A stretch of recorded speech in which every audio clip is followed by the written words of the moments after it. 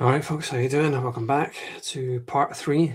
This is the final part of I Liked Your Face from Children of the Matrix. Disclaimer, as always, under Section 107 of the Copyright Act 1976, allowance is made for fair use. The Rothschilds, this is where Ike starts to get a bit more serious. I must be one of the few people on the planet who can bring together in mutual condemnation all these conflicting religious dogmas. I've been called anti-Semitic for my exposure of Judaism and people like the Rothschilds. I've been shunned and condemned by Christians for exposing the historical background to their religion and its present-day hypocrisy. From South Africa, an Ike alert was sent out. Wow. New Agers, and many New Agers condemn me for being too negative and for exposing the spiritual charlatans and the Illuminati manipulation of the New Age mentality. The reason I can unite such apparently opposing groups is that they have one thing in common. They each have a dogma to sell or defend. As I am challenging all dogmas, impositions, and suppression, I can bring them together as one indignant voice. Opposames, I love this term. They are opposames, the same attitude with a different frock on. But more and more people are freeing themselves from these prisons of the mind. The Illuminati, Anunnaki could not care less which religion you choose, so long as you choose one of them. That's the point. Just choose one, it doesn't even matter. If you can put a name to what you believe, you have built a wall around your mind. Caught in illusions. Once you can give it a name, you are closing the door on infinity, where everything just is. There are no names for infinite knowledge. It encompasses all that is, and once we succumb to an ism, we disconnect from all that is. But then that's the whole point for religion in the first place, slamming the door on human consciousness. Even those who claim to have rejected conventional religion continue to be caught in its illusions. The Son of God. In the New Age, the myth of Jesus goes on. The Son of God has become the New Age Sananda, their name for Jesus, to whom he is a spiritual master channeling wisdom from another dimension, and in other versions, he was an initiate of the Essene community in biblical Israel. Others who reject the official interpretations also believe that Jesus existed in some form, and they seek to construct their own thesis by reinterpreting the texts. Pure invention.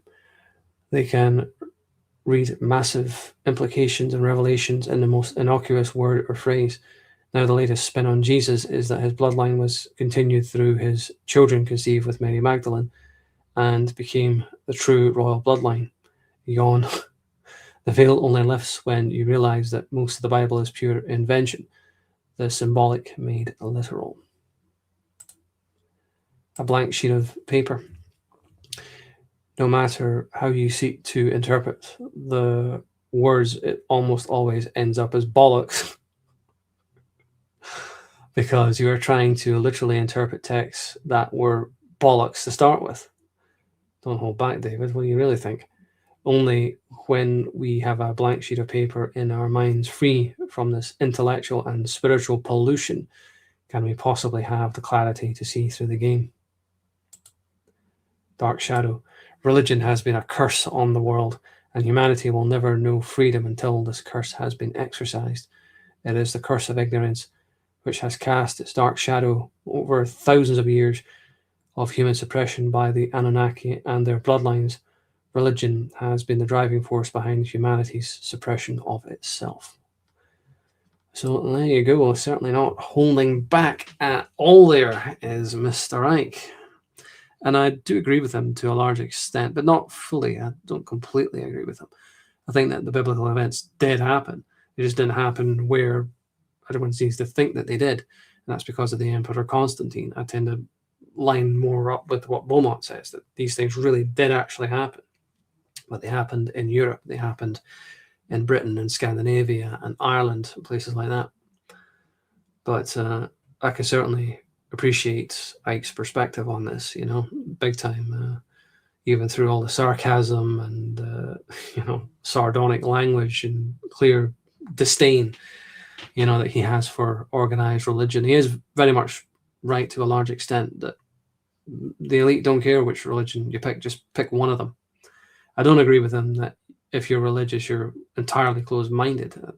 Don't subscribe to that perspective. But see what he means. I mean, when you read about the Emperor Constantine, wait till we get to that one, by the way, you get the idea that at the Council of Nicaea, he just wanted the bishops to agree on something, on anything. As long as he was Pontiff Maximus, he couldn't give a flying fuck what they agreed. Just agree something.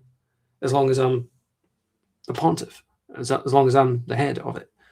Oh, and by the way, if you do not agree with my judgment, well, you're going to have a very lovely view of the sunset up on the roof there. You know, your head's going to be separated from the rest of your body, but you'll have a very good view of of sundown. You know, the sunset's going to be very pretty, and you're going to see it. You know, yeah. I mean, Ike just absolutely throwing the haymakers, man. You know, I very much appreciate his perspective. I don't fully agree with it, to be honest. I think his disdain for religion is a little bit overblown, but I do understand where he's coming from, and I can take his perspective, you know, into consideration. And I love that he just doesn't hold back at all. Thanks for watching.